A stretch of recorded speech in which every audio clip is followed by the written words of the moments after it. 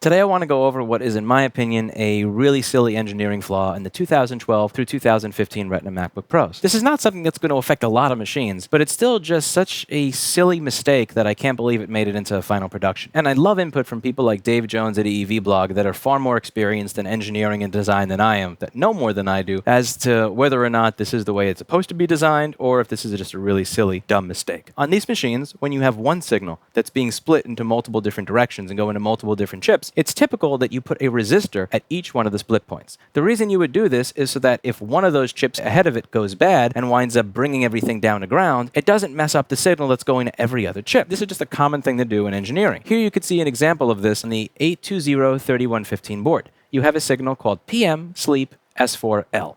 PM stands for power management. Sleep means put the system to sleep. S4 means put it to sleep to an S4 state. _L means put it to sleep when the signal is low. So that when this signal is high, it's going to awake the system from an S4 state and turn on those power rails. And when that signal is low, as in 0 volts, it's going to put it to sleep to an S4 state, meaning it's going to get rid of the S3 and above power rails. So this signal is going to go to numerous different chips because there's numerous different S3 power rails. You have DDR-Reg, which is going to power the RAM. You have P3v3S3 enable for PP3v3S3. You have over here for the trackpad, and you have over here for 5 volt S3 power line enable. Now, the whole idea is that there is a resistor between the original signal and all the different split points. At each of the split points, you have a resistor. You have R7911 for where it's going to power the RAM, R7912 for where it's going to power P3v3S3, R7914 for where it's powering the trackpad, and so on and so forth. The reason for this is simple. Let's say the chip that creates power for the RAM, which is, I believe, U7300, let's say that this chip goes bad and pulls everything to ground. And let's say that it winds up pulling DDR-Reg enable to ground as well. If it pulls DDR-Reg enable to ground, because there is a resistor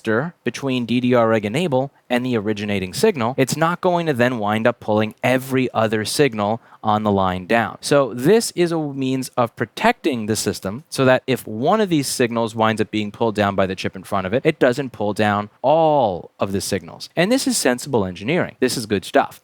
Now, this is going to spoil the board repair video, so if you don't want to spoil the board repair video that's coming up, skip ahead. I'm going to include a timestamp below so that you can just move ahead and not have it spoil what winds up being wrong with the board repair, since I'm recording this after the board repair video is done. But let's go over what's going on this board that I just fixed. Now, if you take a look on the screen over here, you'll notice that we have a signal called Platform Reset Buffer L, and this is going to unreset the SSD circuit, the webcam circuit, the Wi-Fi circuit, and the Thunderbolt circuit. Now, instead of having a resistor that's even 1 or 2 kilo ohms sitting between the originating signal and the output signal for each of these split points, you have a 0 ohm resistor. And this, in my opinion, is really, really bad. Let's say the chip for Thunderbolt goes bad. This thing dies and starts pulling everything attached to it to ground. What's going to happen, since it is a 0 ohm resistor, no resistance, there's going to be no separation between the original signal and the split signal. So if that chip goes bad and pulls Thunderbolt PCI reset down, it's also going to pull down the Wi-Fi access point reset, the webcam reset, and the SSD reset. And as a result of that, your webcam,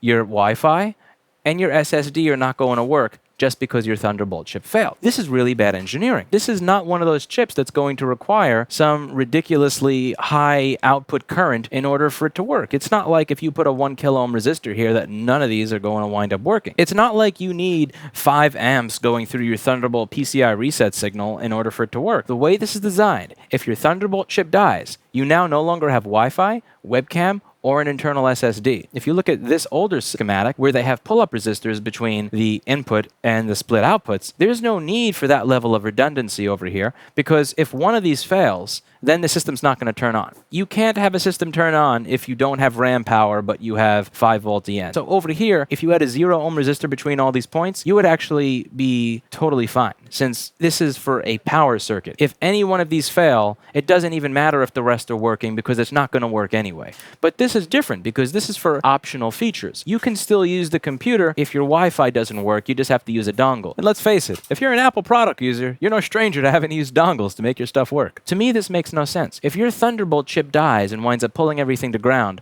why should that also affect your Wi-Fi, your webcam, and your SSD? there's no reason to not put a 1 or 2 kilo ohm resistor there. Even if those chips needed high amperage on their reset signals so that you needed to have something that was really strong pushing it through and you couldn't have a 2 kilo ohm resistor where you were splitting the signal, which I don't think is the case, just put a chip in front of it that's going to amplify it up. It's not like you're not a fan of having complicated circuits on here anyway. Just look at MEMVTT enable on the older MacBooks. This entire page, look at how many transistors are here. This entire page is what's needed just to create one signal for memory enable. I mean, it's not like Apple is at all opposed to making their circuits complicated when they need to be complicated for something to be done right. So why not do it here? Why is it that if Thunderbolt dies, the SSD has to die as well? To me, this is the same level of insecurity that would be present if you use the same username and password for your banking, your customer service login, your security cameras, your punch clock for your employees. You would use different usernames and passwords for all these things so that if one employee decided to be malicious, they can't ruin every single system. The same way that you would want to have a 1 or 2 kilo ohm pull-up resistor between these lines so that if your Thunderbolt circuit goes bad, it doesn't wind up not allowing your SSD to work. This is really... Think different. Think different is all I got to say here. With that, I'm going to be getting onto the board repair video, and I don't. Next. Left in car, won't boot, needs data. All right, so it charges a battery. Let's see if it turns on. Left in a car that went into the lake. My customers are not Ted Kennedy. So let's see if we can make this thing work. But is anything on screen? Flashing question mark folder. That's no good. This is the Iris only 2013-14 model. Let's see if it will see a solid state drive. So I'm going to boot up into another operating system. I just want to see if this machine has the ability to see that SSD. And then I'm going to just isolate whether the issue is the SSD. I'm going to boot up somebody else's SSD in this computer just to see if it has the ability to. Let's see if this computer has the ability to see an SSD. Okay, so we're going to unplug the SSD that came in this computer, and we're going to plug in a compatible different SSD. And again, the purpose of this is just to see if the issue lies with the board or the drive or the operating system. I just want to confirm that this board doesn't have some sort of SSD reset chip issue or some nonsense like that. So we've got ourselves a nice compatible SSD. And plug that in. Make sure it's nicely situated so it doesn't jiggle around. Turn you on. Boot mofo. Boot mofo.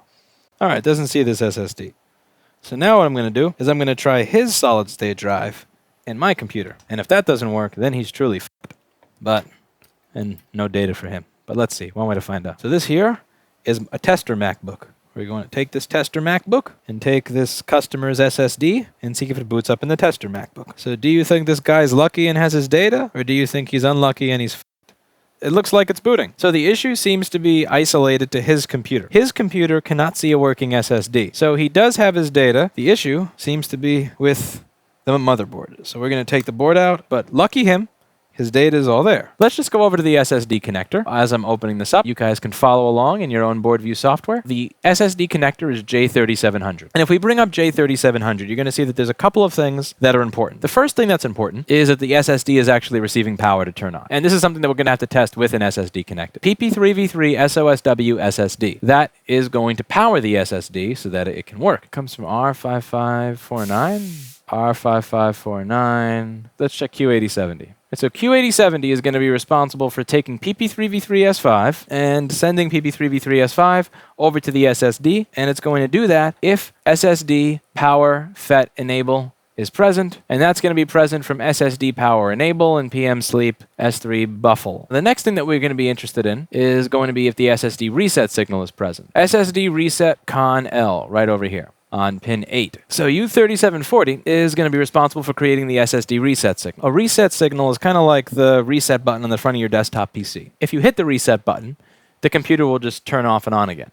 But if you hold down the reset button, the computer never turns on because it's stuck in reset mode. So you want the reset button to be on just long enough for the SSD to pop on and off. So when you reset the computer, you're going to be resetting the SSD. But if you turn the computer on and the reset signal is stuck, then it's never going to work, and that could be part of what's causing our problem. So I would give a visual inspection over the areas that are questionable. U3740 is the chip responsible for the SSD reset signal. So I want to know if that looks particularly disgusting. Now we got a couple of pubes, but nothing that's going to kill it. But that's not enough pubes to kill a MacBook. The amount of pubes that are required to kill a MacBook you can see in my last live stream. So let's go over and find where power is going to be coming to the SSD. Right click L3700 and it's going to show me right where it is thanks to Paul Daniels' amazing software available at pldaniels.com. And this is the inductor that's going to send voltage to my SSD. We're just going to check and make sure that there's not a ridiculously high resistance there. 0 ohms of resistance there. And we can check on the transistor that's going to send voltage to my SSD. Okay, Q8070.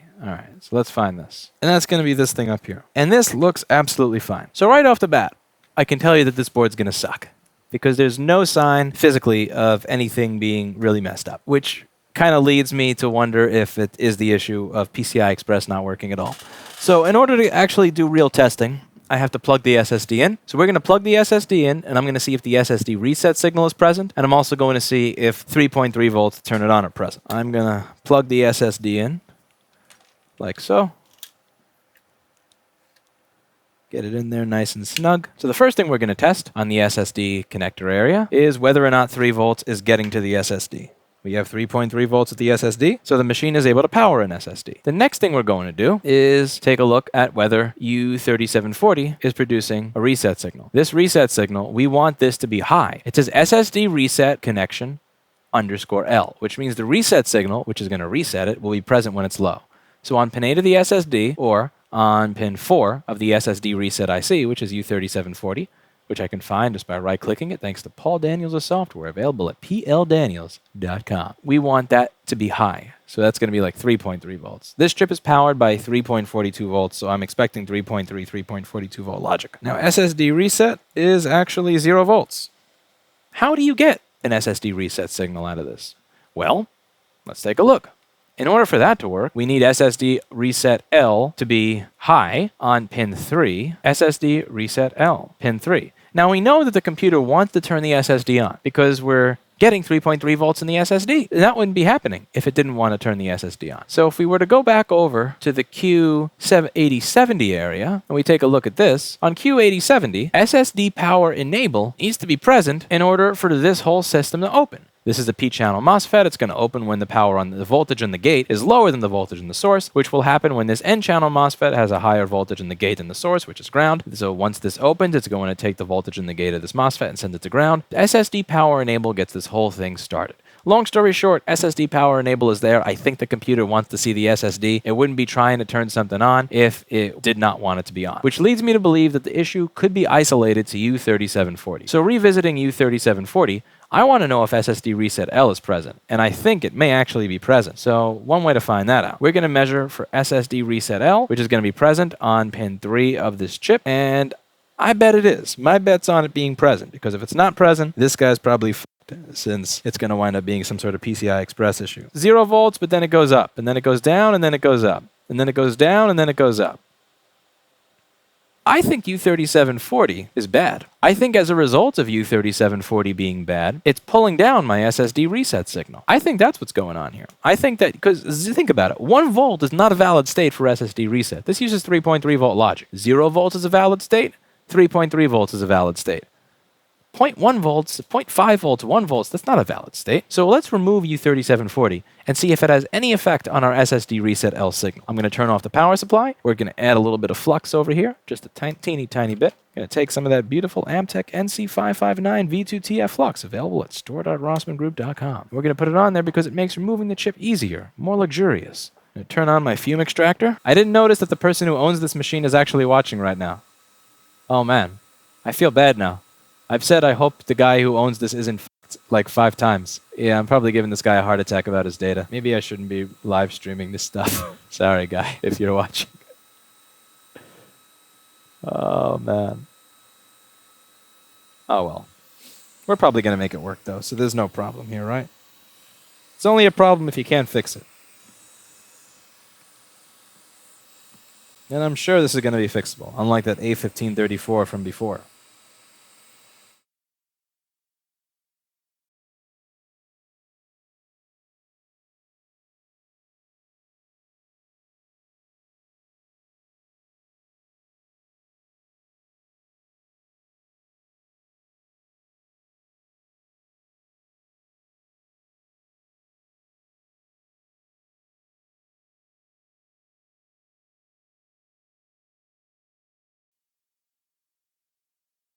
Make this look nice.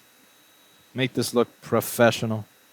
We got to make this board repair look good since the dude is actually watching. We can't do any of those f***ed up ones where, you know, like the pads are getting ripped off and I'm throwing shit out and going, oh, we don't need this thing. This is just for Thunderbolt. Yeah, we totally value Thunderbolt. We never do that. We never do that. This is only for USB 3. Who uses that over USB 2? Boink! No shop talk on this stream. This one actually has to work. Okay.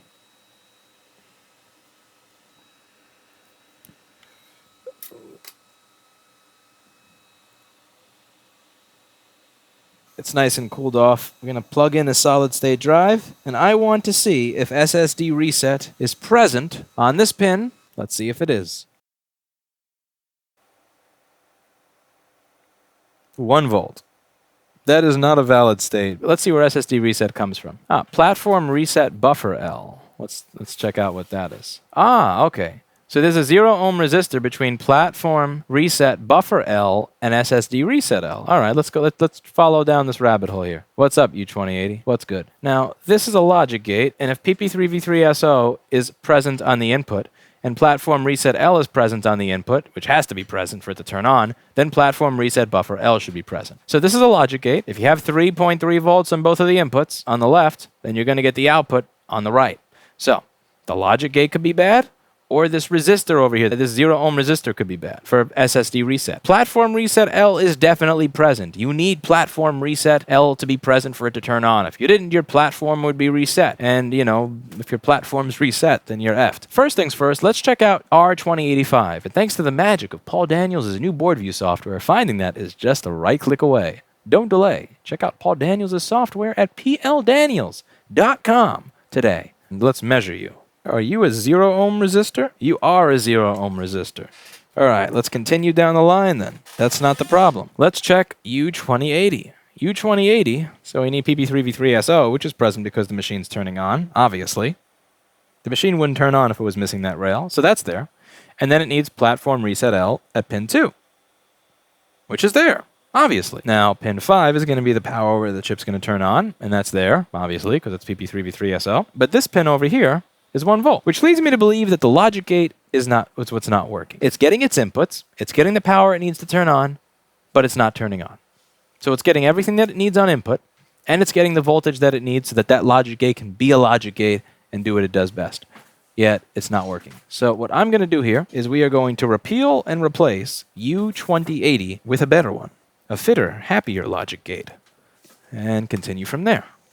And remember, it's not the SSD reset IC in front of it that's at fault, because we've already removed that. So we've taken away the possibility that that was what was causing our fault. We removed that as a link. And that is the most common link. So this is a very, very rare failure. Think about it. If you were an AND gate inside of an Apple product, what would be your motivation to continue working every day?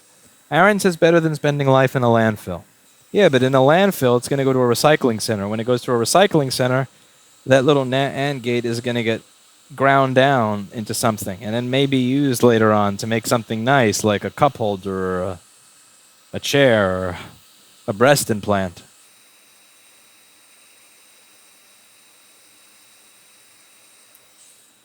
All right.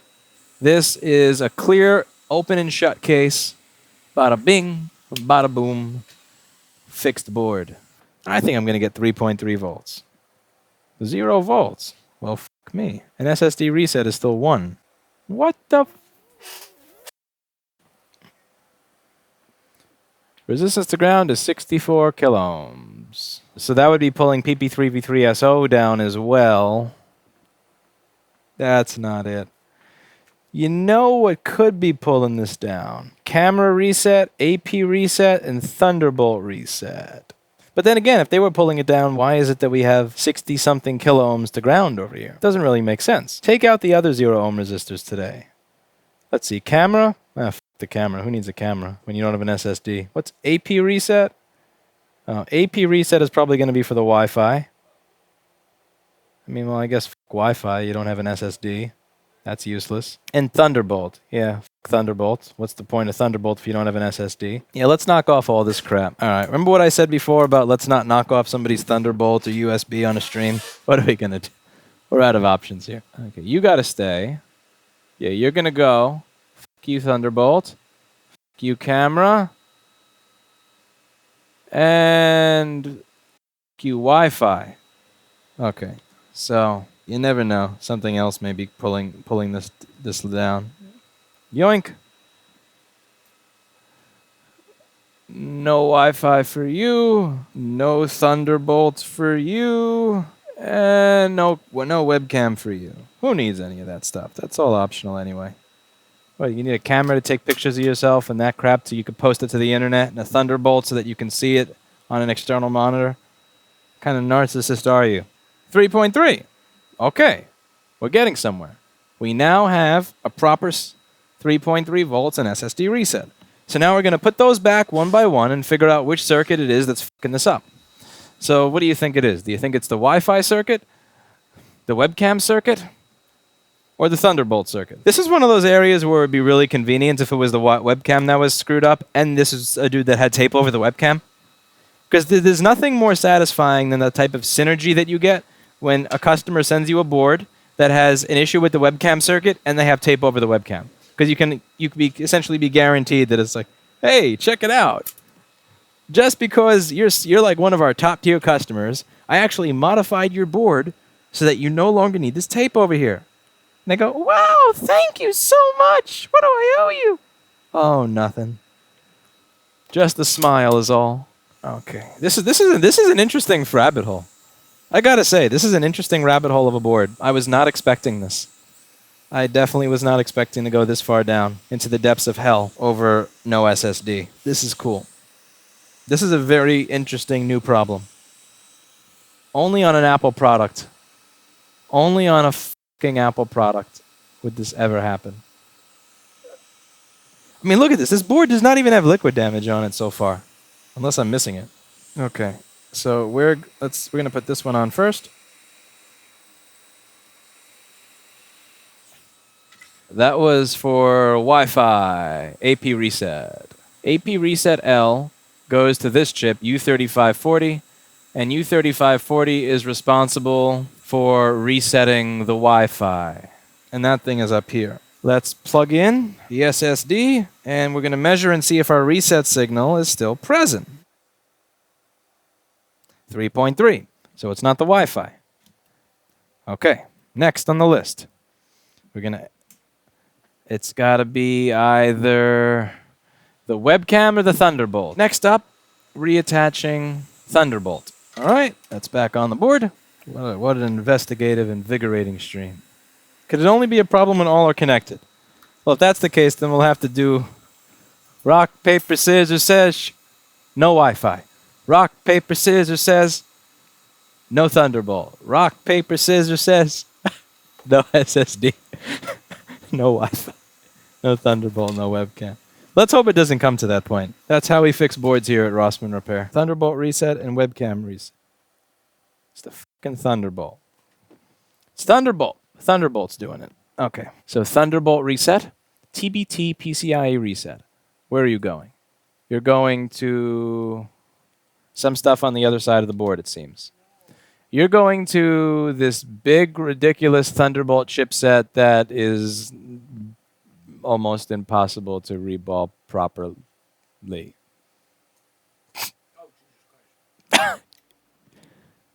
Yeah. That. It's going to... Okay. So let's just put it on webcam and see if it at least boots before we determine whether or not we're doing that. Let's give you a view of where that goes to. So Thunderbolt reset. It looks like it goes to a probe point inside the board. It goes to U2800. And it goes to... Yeah, and so that's pretty much it. So the only option is that it's this chip over here. So all of those balls that you saw are on a chip that is... Yeah, it's this. All these balls over here. That's this.